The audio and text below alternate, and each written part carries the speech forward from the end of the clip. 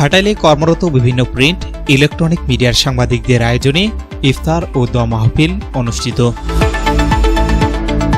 আসসালামু আলাইকুম। এমকে টেলিভিশনের নিয়মিত সংবাদে আপনাদের স্বাগত জানাচ্ছি আমি ঋতু আক্তার। এতক্ষণ শুনলেন সংবাদ শিরোনাম, এখন ডেস্ক থেকে বিস্তারিত। টাঙ্গাইলের ঘাটাইলে কর্মরত বিভিন্ন প্রিন্ট ইলেকট্রনিক মিডিয়ার সাংবাদিকদের আয়োজনে ও ঘাটাইলের জনপ্রিয় 1 লাখ ফলোয়ার পেজ ঘাটাইল টাইমসের সৌজন্যে ইফতার ও দোয়া মাহফিল অনুষ্ঠিত হয়েছে।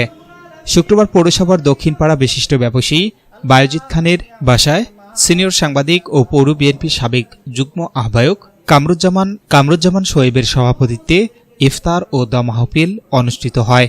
এ সময় উপস্থিত ছিলেন পৌর বিএনপির সাবেক সাংগঠনিক সম্পাদক ও সাবেক সফল কমিশনার শাহাদত হোসেন শামীম।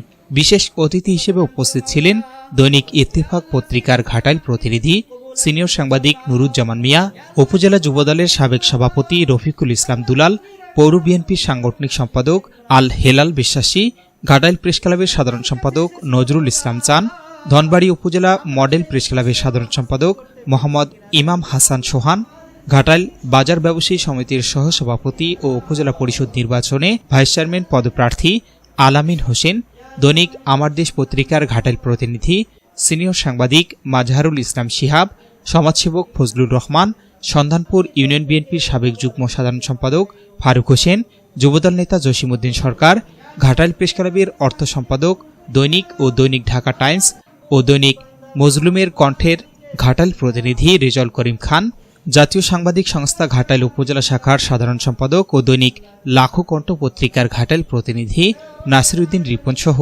অন্যান্যদের মধ্যে স্থানীয় রাজনৈতিক ব্যক্তিবর্গ, বিশিষ্ট ব্যবসায়ী, বিভিন্ন শিক্ষা প্রতিষ্ঠানের প্রতিনিধি এবং সুশীল সমাজের প্রতিনিধিরা উপস্থিত ছিলেন। অনুষ্ঠানে বক্তারা সাংবাদিকদের পেশাগত দায়িত্ব, বস্তুনিষ্ঠ সংবাদ পরিবেশন এবং সমাজে গণমাধ্যমের গুরুত্বপূর্ণ ভূমিকার উপর গুরুত্ব আরোপ করেন। দোয়া ও ইফতার মাহফিলে সাবেক প্রধানমন্ত্রী বেগম খালেদা জিয়া রুহের আত্মার মাগফিরাত কামনা করা হয়। একই সঙ্গে উপজেলার প্রয়াত সাংবাদিকদের অবদান শ্রদ্ধার সঙ্গে স্মরণ করে তাদের বিদায়ী আত্মার মাগফিরাত কামনা করা হয়।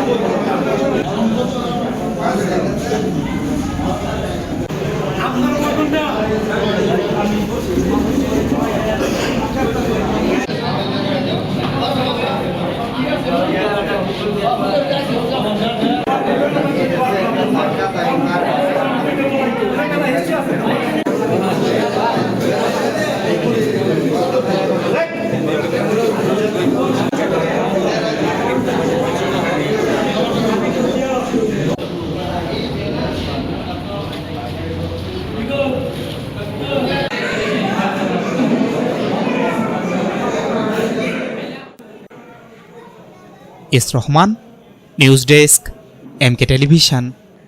পরবর্তী সংবাদ দেখার আমন্ত্রণ জানিয়ে শেষ করছি এমকে টেলিভিশনের সংবাদ। এতক্ষণ সাথে থাকার জন্য সবাইকে অনেক অনেক ধন্যবাদ।